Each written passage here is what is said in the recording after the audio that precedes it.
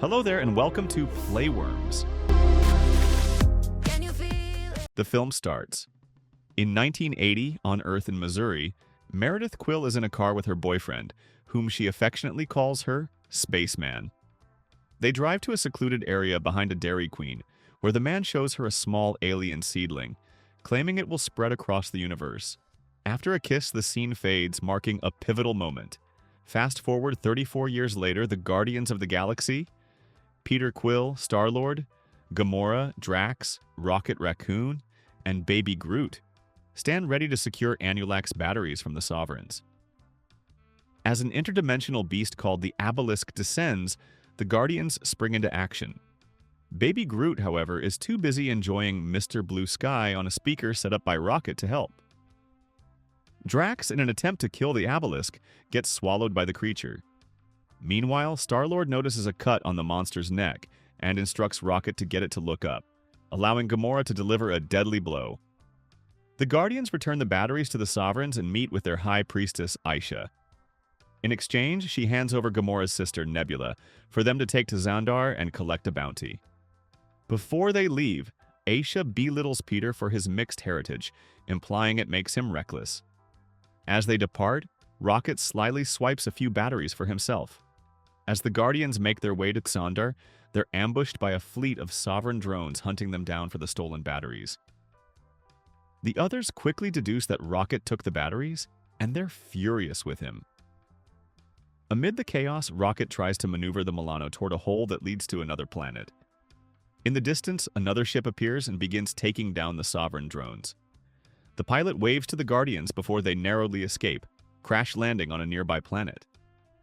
While assessing the wreckage of their ship, the Guardians spot the craft that saved them descending. Out steps Ego, revealing himself to be Peter's father, accompanied by his empathic assistant, Mantis. On another planet, Yondu and his Ravagers are struggling. He's staying in a hotel where Howard the Duck makes an appearance. Yondu sees his old comrade, Stakar, who has exiled him from the Ravagers due to his past in child trafficking.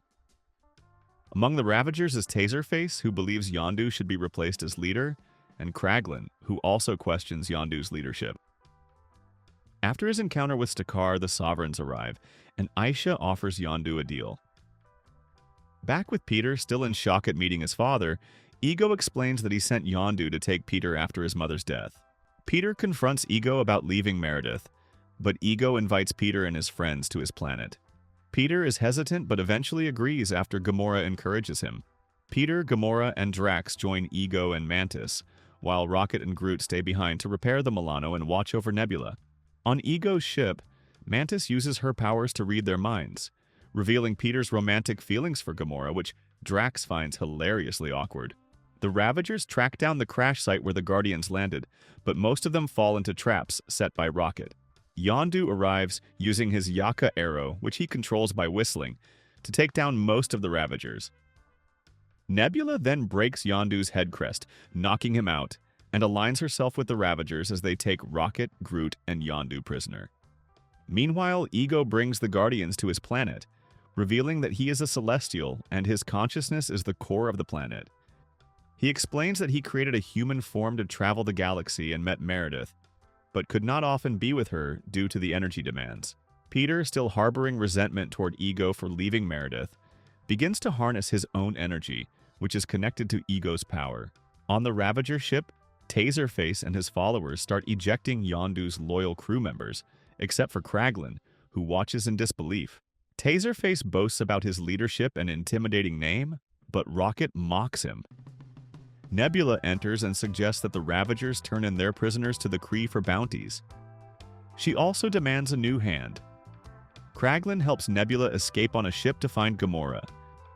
Back with Mantis and Drax, they develop a bond, despite Drax's blunt remarks about Mantis's appearance, noting that being ugly hasn't stopped him from finding love. Mantis intends to share something important with Drax, but is interrupted by Gamora. She quietly takes them to their rooms. Rocket and Yondu are thrown into a cell, while Groot is taken for the Ravagers' amusement. Yondu tells Rocket about his past as a Kree battle slave, later saved by Stakar, and explains why he kept Peter around. He was small enough to get into places others couldn't. Rocket and Yondu decide to work together to escape, using Groot to retrieve Yondu's prototype fin. After a few failed attempts, Yondu finally gets his fin and breaks out, sending his Yaka arrow through every mutinous Ravager. Rocket and Groot join in, and they escape aboard a ship with Kraglin. The group prepares for a 700-jump journey to Ego's planet. On Ego's planet, Peter attempts to impress Gamora with his dance moves, but she struggles to express any attraction to him. As she leaves, Gamora encounters Nebula, who arrives on her ship and attacks Gamora. After a brutal fight, Nebula confesses that she didn't want to prove she was better than Gamora. She just wanted to have a real sister. She reveals how their father, Thanos, mutilated her in a bid to make her a better warrior, leading to her deep resentment of Gamora. The two women, despite their past, form a tenuous alliance when they discover a cavern filled with hundreds of skeletons. Meanwhile, Peter and Ego continue to bond. Ego reveals that as long as there's light on the planet, Peter will retain his powers and immortality. Mantis senses that Ego has manipulated Peter and rushes to warn Drax, realizing that Ego's true intentions are not as noble as they seemed. Rocket, Groot, Yondu, and Kraglin arrive at their destination. Yondu calls out Rocket for pretending to be tough, while revealing that Rocket's bravado hides a deep-seated fear. They prepare to confront Ego. Ego reveals to Peter that he has a grand plan to expand his power across the galaxy. He planted seedlings on other worlds, and with the help of many children he fathered, tried to spread his consciousness. When the children failed to possess the same celestial power as him, he killed them. Ego admits he put the tumor in Meredith's head, causing her death to avoid the pain of separation. Furious, Peter tries to shoot Ego but is controlled by him, forced to spread the seedlings and cause destruction.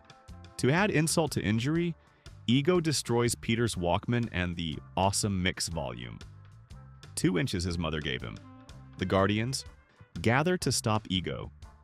However, they're ambushed by a fleet of sovereign ships, which they must also fight off. As Peter battles Ego's human form, the planet itself fights back. Mantis manages to put Ego to sleep temporarily, allowing the Guardians to take on the Sovereigns. Rocket builds a bomb from the batteries he swiped earlier, which Groot takes, despite Rocket's warnings not to press the wrong button. Mantis is knocked out by a fireball, breaking her control over Ego, and the planet begins to consume the Guardians. Peter fights back using his celestial powers while Groot discovers Ego's brain at the planet's core. He sets the bomb to go off in 5 minutes, hoping to destroy Ego once and for all. Drax carries Mantis to the ship while Gamora and Nebula make their way back. Rocket gives his last spacesuit to Yondu, knowing he cannot save both Yondu and Peter. As Gamora tries to go back for Peter, Rocket stops her, not wanting to lose another friend. Ego pleads with Peter to stop the bomb, warning that without him, Peter will return to being just a normal human. Peter, undeterred, allows the bomb to go off. Ego's human form disintegrates and the planet begins to explode. Yondu swoops in to grab Peter, and as they leave the planet's atmosphere, he puts the suit on Peter to save him.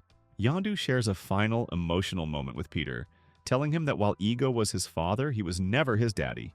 As Yondu begins to freeze in space, Peter watches helplessly as he dies. The Guardians prepare a heartfelt Ravager funeral for Yondu. Kraglin gives Peter a Zune to replace the Walkman he lost, a gift Yondu had intended to give him. In turn, Peter gives Kraglin Yondu's arrow, feeling that Yondu would have wanted him to have it. Nebula, determined to hunt down Thanos on her own, reconciles with Gamora before leaving.